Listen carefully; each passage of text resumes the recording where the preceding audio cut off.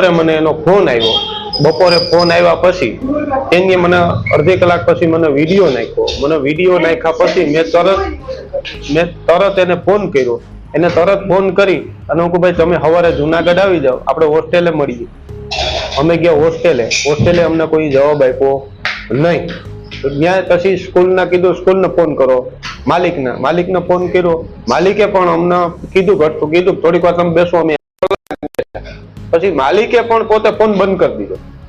પછી અમે ગયા સીધા પોલીસ સ્ટેશન જઈને અમે અમારી આ ફરિયાદ હતી એ અમે લખાવી. વિડીયોમાં એના વાલી દ્વારા એવું આવે છે કે ભાઈ આલ્ફા ઇન્ટરનેશનલ સ્કૂલની આ બાબત છે, પણ એકચ્યુઅલમાં અમારી જે પ્રાઇમરી ઇન્ક્વાયરી થયેલી છે એમાં આ આખી ઘટના જે ગઈકાલની છે એ એક પ્રાઇવેટ હોસ્ટેલ છે જે મધુરમ વિસ્તારમાં આવેલી છે અને ત્યાં આ ઘટના બનેલી છે 26/7/2025 રોજની આ ઘટના છે. પણ વાલીના અને પોલીસના કહેવા મુજબ 30/8 રોજ વાલીને આ ઘટનાની જાણ થયેલી છે અને એમને પછી પોલીસનો એપ્રોચ કરેલો છે. આજે સાંજે જે સોશિયલ મીડિયામાં વિડીયો વાયરલ થયો એ ક્લિપ અમને જોઈ ફેસબુક ઉપર અને મેં મારા અધિકારી શ્રીને જાણ કરી કે આવી રીતે બનાવ જૂનાગઢના મધુરમ વિસ્તારની અંદર હોસ્ટેલમાં બનેલો છે અને આ બનાવ અંગે તપાસ કરવી જોઈએ.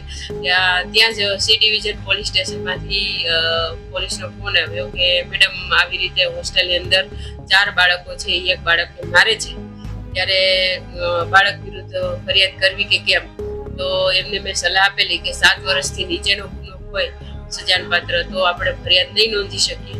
એની એક સાદી અરજી લઈ અને જુવેનાઇલ જસ્ટિસ કોર્ટની અંદર રિપોર્ટિંગ કરવાનું હોય છે અને બાકીના જે બાળકો છે કાયદાના સંઘર્ષમાં આવેલા એટલે કે જે મારતા હતા એ બાળકોનો ફોર્મ નંબર 1 ભરી અને જુવેનાઇલ જસ્ટિસ કોર્ટમાં રિપોર્ટ કરવાનો હોય છે.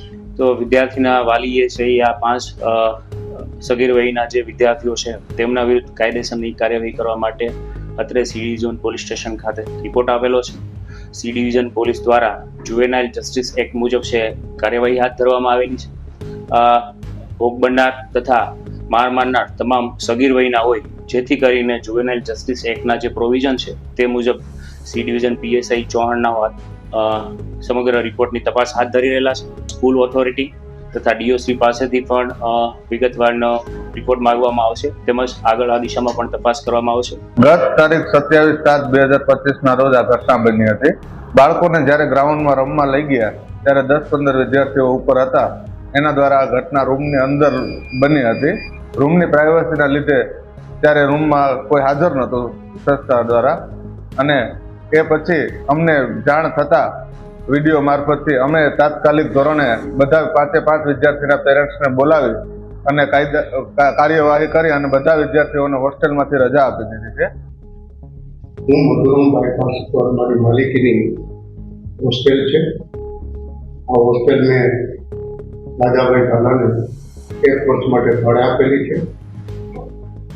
વિદ્યાર્થીને દાખલ કરવા, તેની ફી લેવી, તેની દેખરેખ રાખવી એ રાજાભાઈ પોતે હેન્ડલ કરે છે. મારે હોસ્ટેલે જવાનું હોતું પણ નથી. સંપૂર્ણ વહીવટ રાજાભાઈ ઢાલાએ કરવાનો હોય છે. સ્કૂલમાં આ બનાવ બન્યો નથી. વિદ્યાર્થીઓ વચ્ચે ઝઘડો થયો હશે એના કારણે હોસ્ટેલના રૂમમાં આ મારામારીનો બનાવ બન્યો છે.